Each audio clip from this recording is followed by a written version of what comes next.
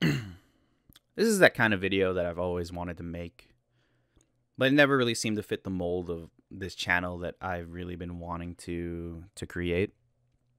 Um, the Otaku Chef the Otaku Chefu is supposed to be a channel that combines my passion of both anime, manga, and cooking.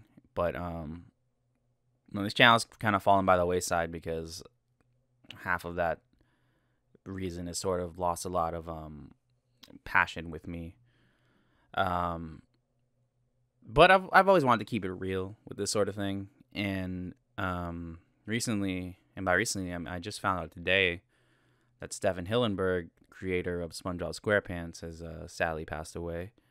And I always used to say this a lot. I always used to say this a lot in my jobs, where it's like I kind of was really inspired by SpongeBob SquarePants to pursue the culinary industry. As crazy as that sounds, that's absolutely stupid. It's like I wanted to be a cook because SpongeBob was a cook. That's super ridiculous, but it really has sort of like pushed me towards this career path that I'm on right now.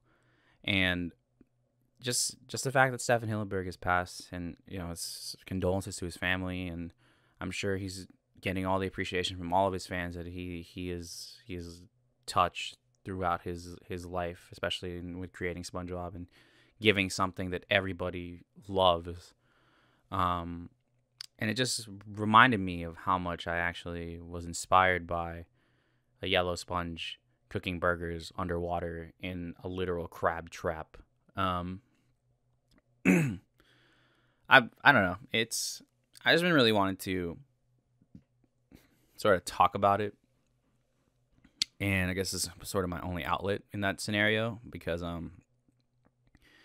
it's sort of hard to describe why SpongeBob inspired me to cook, because it's the Krusty Krab is sort of like pure shade being thrown at fast food restaurants and cheap managers and lazy employees, because a lot of that is represented in Krusty Krab with Squidward, Mr. Krabs, and the general like aesthetic of what the Krusty Krab represents. Sort of like a fast food joint that everybody likes, that kind of has a lot of like, not great things about it, and some of the employees are really, really lazy, like Squidward, for example, or Squidward is the main example.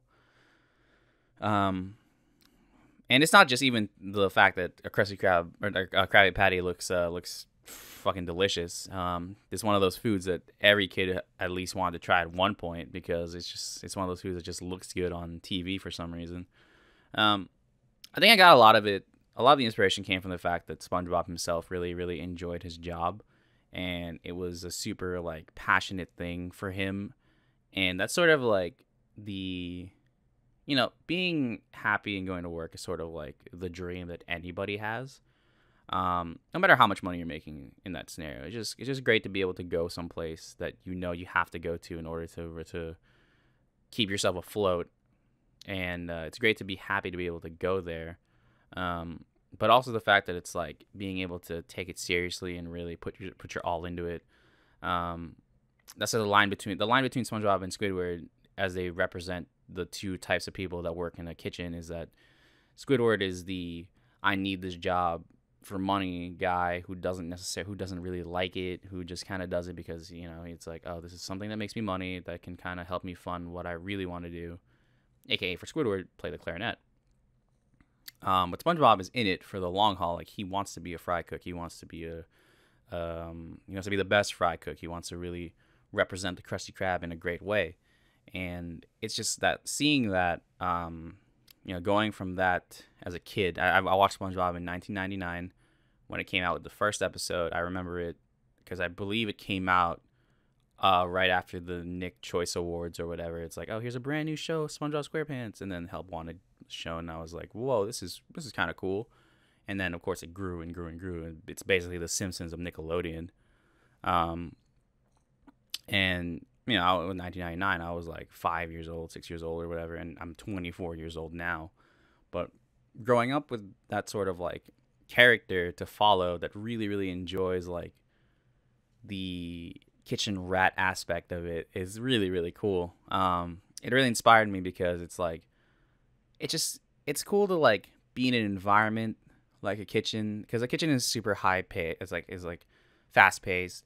It's really pressure sensitive. It's super hot. It's really it's one of those jobs that you really need to be in order to really get the sort of like how in the moment it feels so, I don't know, tense. I guess it feels like it feels like you're I don't want to like devalue anything, but it feels like you're going to like a battle every day. Like you get ready for it, you get your rush, and then like you're in the moment. All you can think about is just getting food out left and right, and it's something that like the first episode of SpongeBob really shows that off with the whole rush of like anchovies that come in, and SpongeBob just comes in, boom, bam, like Krabby Patties left and right. It's that feeling of like a successful night that like sort of that's what I translate from that first episode that really holds itself to me personally. The Krusty Krab training episode is like my favorite SpongeBob episode of all time. Probably next to Band Geeks, I guess, for a different reason.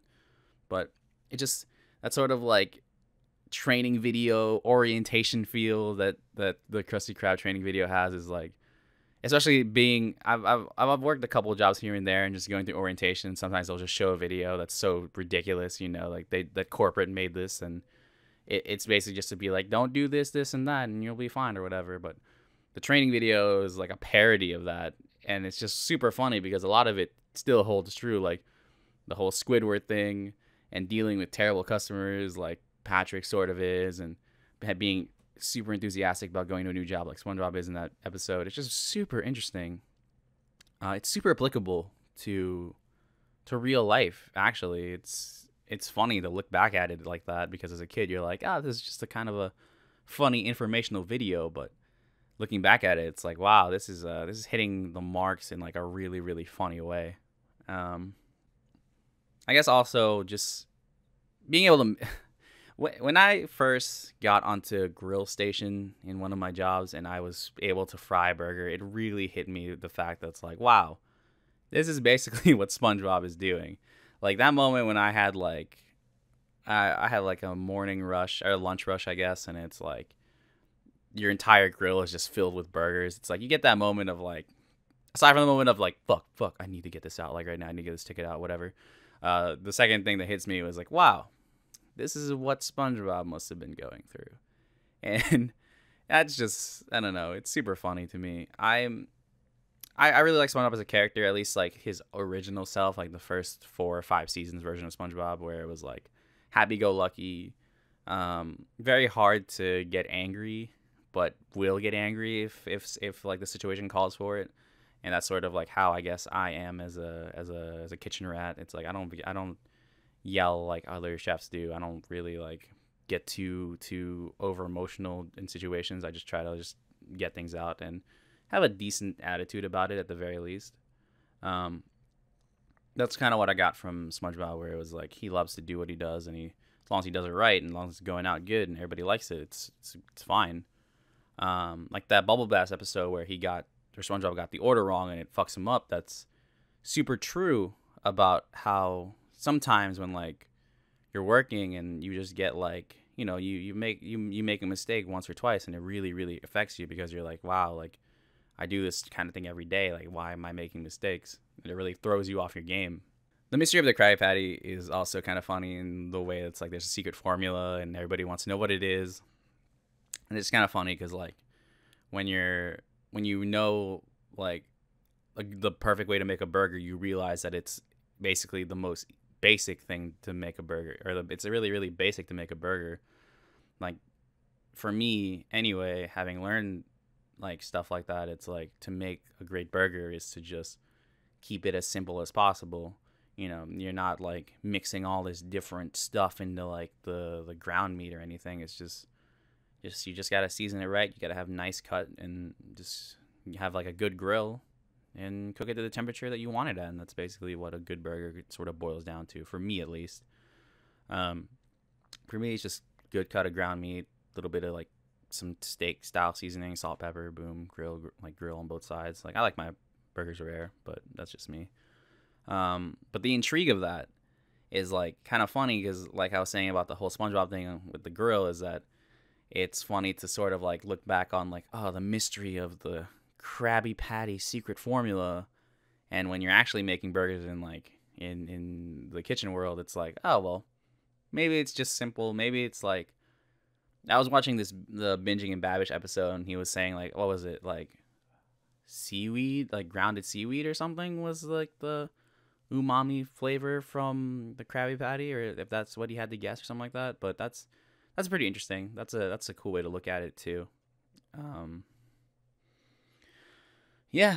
So that's kind of all I really had to say. I just got the message that Stephen Hillenburg passed away, and I was really I wasn't super like I didn't like necessarily cry over it. It's just like I just wanted to show my appreciation for what he built and how it sort of turned me into the kind of cook that I became. You know, it's like SpongeBob was literally my childhood and my life, and it affected me in a way that I didn't think any kind of like cartoon could. Was the fact that it sort of really affected where I wanted to go with my career, and I can't really show any more appreciation than that. You know, it's if I could see Mr. Hillenburg, if I had seen him at any point, any convention or something, and if I could say one thing to him, it was I would just say, you know, thank you for helping me or showing me what I really wanted to do with my life and showing me a passion that I never knew that I had. Yeah, that's really about it.